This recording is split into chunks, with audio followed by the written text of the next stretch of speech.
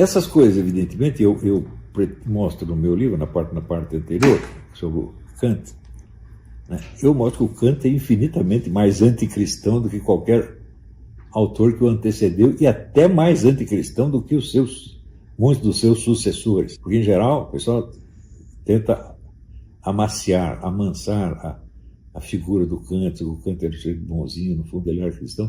Olha, muitos professores, aqueles 3 idiotas que moram, acho que 2 moram em Paris, dizem, não, eles falavam, não entendem nada de Kant, falam um monte de besteira, né? Um dos pontos é esse aqui, né? Kant não era anticristão, não é, você vai ver. Por que você diz isso? Porque você tem uma imagem de Kant. Essa imagem está consolidada no clima de opinião. Portanto, está consolidada como se diz, na mídia, no falatório geral. Então, quer dizer, quando você nega esta imagem, as pessoas se sentem ofendidas, porque é um ponto que elas se acostumaram a se apoiar nele para a sua segurança psicológica. Então, acreditar no Kant se transformou para muitos acadêmicos numa coisa tão importante quanto para o camponês medieval acreditar na Igreja Católica. Né? Se caísse a Igreja Católica, o camponês ia ficar louco. Não é isso? Então, se caiu Kant, o acadêmico moderno fica louco. Né? Bom, acontece o seguinte, acontece que, por que Kant e Hegel e Marx e outros estão tão errados? Porque as doutrinas deles vão contra a doutrina católica? Não pode ser só isso. Porque, e este é um ponto que muitos católicos têm falado besteira, assim, besteiras monstruosas a respeito disso aí. Né? Outro dia mesmo o pessoal, aquele grupo, esqueci até o nome, são meio discípulos do Carlos Ninguém, né? Me acusa de estar seguindo os ensinamentos do Maurice Blondel, que dizia que assim, a experiência é mais importante do que a doutrina. Eu digo, bom, depende do que você entende por experiência. A minha experiência, a experiência nossa aqui, certamente não é superior à doutrina. Nós temos que aprender com a doutrina e temos que modelar a nossa experiência pelo que a doutrina da Igreja nos ensina. Isso é a coisa mais óbvia do mundo. Porém, e se nós nos referimos às experiências dos apóstolos? Eles tiveram primeiro a doutrina ou primeiro a experiência? Ou seja, primeiro eles receberam a formulação doutrinal pronta e depois eles viram Jesus Cristo? Não é possível. Mesmo o ensinamento do próprio Jesus Cristo não lhes foi dado todo de uma vez. Foi dado ao longo do tempo. E eles tinham que ver, tinham que encontrar Jesus Cristo fisicamente.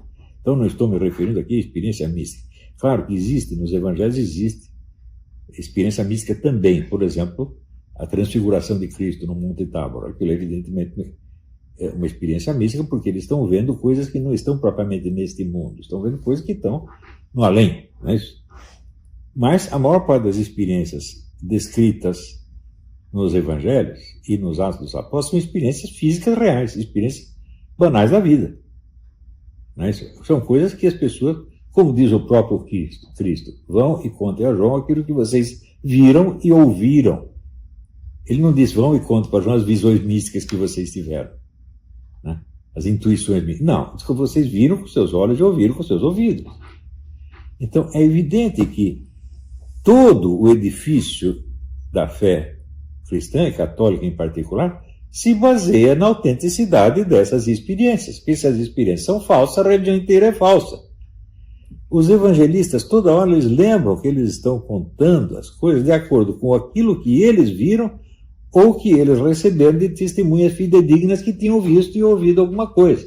Então, quer dizer, a massa de experiência é o conteúdo inicial dos evangelhos e dos Atos dos Apóstolos, meu Deus do céu. E o que é a doutrina? A doutrina é uma formulação doutrinal destinada a proteger esta experiência originária para que ela não seja deformada nem trocada por uma falsa experiência, como, por exemplo, a experiência dos gnósticos. Porque os gnósticos acreditam que eles viram um não sei quê, tá certo? Transmitido por entidades do outro mundo, que vieram e contaram para eles, não, assim, todo o mundo aqui foi criado por um Deus maligno, o Deus bondoso não criou mundo nenhum, né? Este mundo foi criado assim por um engano, por um erro, E quem contou isso para vocês? Ah, foram entidades. Né? Então, esta é a falsa experiência. Eles não viram nada disso. Eles inventaram. Né? Ora, qual é a experiência de Kant e Hegel? Né? Kant percebeu mesmo essas condições a priori que estão antes de toda a experiência? Não, eles inventou. Porque o que ele fez? Ele as obteve por análise da experiência. E ele diz, de fato, obtive por análise da experiência, mas eu demonstro que elas são prévias à experiência. Eu digo, não, elas não são são anteriores nem posteriores. Elas são a estrutura da experiência. E a estrutura não pode ser anterior nem posterior a nada. Essa consideração de anterioridade e posterioridade está totalmente fora de esquadro. Quando o Kant fala das condições, ele chama de condições a priori, são a estrutura do conhecimento humano e a estrutura da razão. A estrutura da percepção é coexistente com a percepção. E a estrutura da razão é coexistente com a razão. Não é anterior. Estão entendendo? Então, isso quer dizer que, quando o menininho nasce, a primeira percepção que ele tem, né, não foi uma estrutura a priori da percepção que determinou aquilo. Não, a estrutura entra em funcionamento da primeira percepção direto. Portanto, a anterioridade, a priori, chamar isso de a priori e a posterior é um absurdo. Né? Quer dizer, aquilo que se revela na experiência não é anterior à experiência. É a estrutura da própria experiência. Né? Então ele está confundindo uma prioridade lógica, ele está tomando como se fosse uma prioridade temporal, o que é um total absurdo. Eu nem sei se ele teve essa intenção claramente. Eu já procurei nos textos dele, nunca achei. Pode ser que isto que eu estou dizendo, pode ser que ele estivesse consciente desta coisa, mas ele não explica esse direito em parte alguma. Ele continua usando a priori e a posterior. Ora, são dois termos que se referem a uma ordem temporal. Se ele percebesse que a alusão temporal é descabida, ele usaria outros termos. Não é isso? Então, por sua vez, a experiência do Hegel, né, do espírito que vai se revelando, né, na história do mundo, até chegar se revelando de maneiras parciais e incompletas, até chegar à sua revelação completa na cabeça do Hegel. Hegel teve essa experiência? Não, ele inventou. Está entendendo? Então, a finalidade do dogma é proteger a experiência originária e não permitir que as pessoas apelem a experiências falsas ou deformem a experiência originária que está ali, não só nos evangelhos, mas também no testemunho oral dado pelos apóstolos aos evangelistas, meu Deus do céu.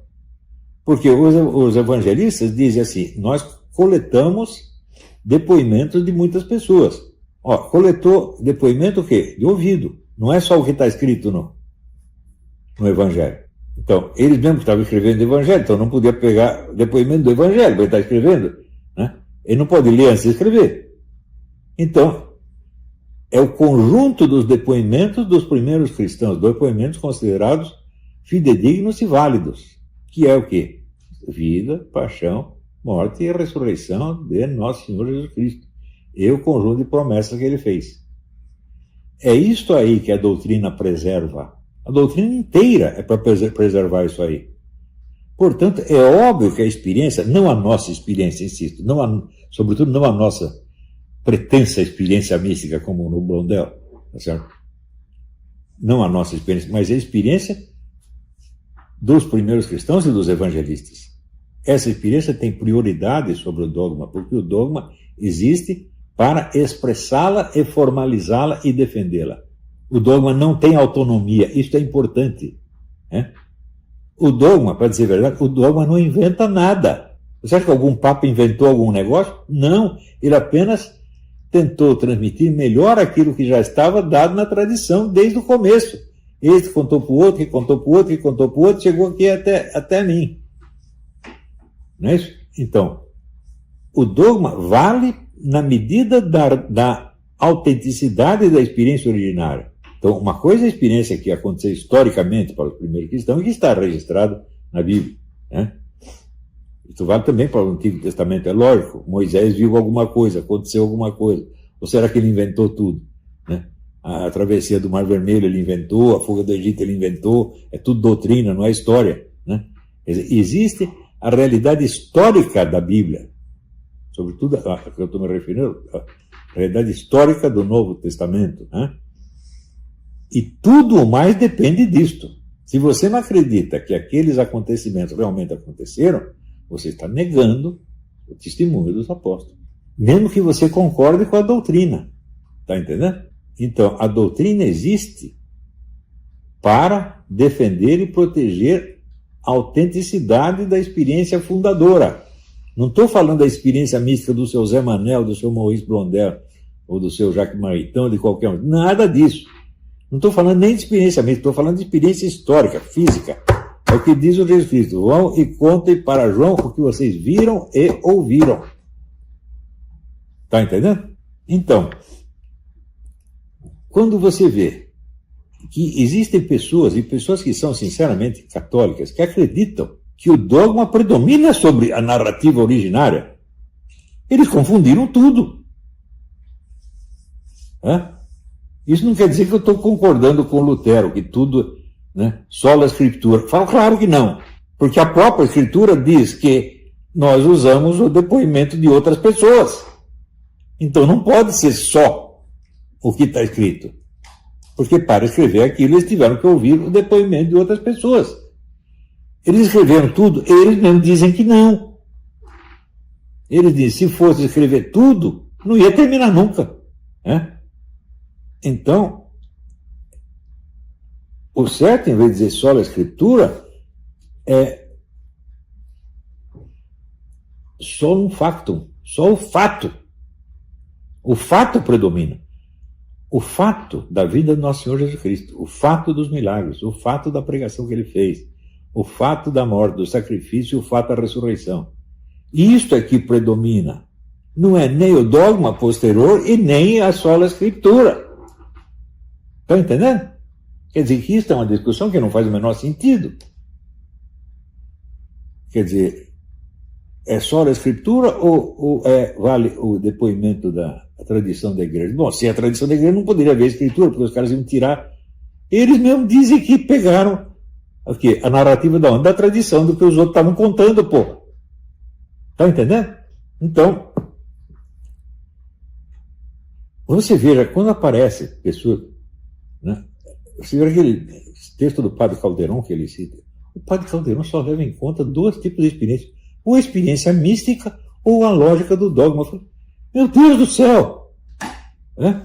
Isso tudo é muito secundário em relação à experiência originária, ao fato histórico acontecido. Quer dizer, na famosa interpretação, 4 interpretações da Bíblia. Primeiro, a interpretação literal, ou seja, o fato que está narrado. Está entendendo? Ora, a partir da hora que os próprios cristãos estão confusos a este ponto, eles já perderam o que é a noção da experiência originária, e acreditam que ou nós temos que ficar na sola Escritura do Lutero, ou nós temos que nos apegar apenas ao dogma. Então eles entraram numa confusão dos demônios. E é possível explicar isso de maneira muito melhor. E eu acredito que, com a ajuda aqui do Eric Wegener, do Glenn Alexander Magee e do Jacques Dond, a gente pode esclarecer todo esse negócio que está acontecendo. Deu para entender?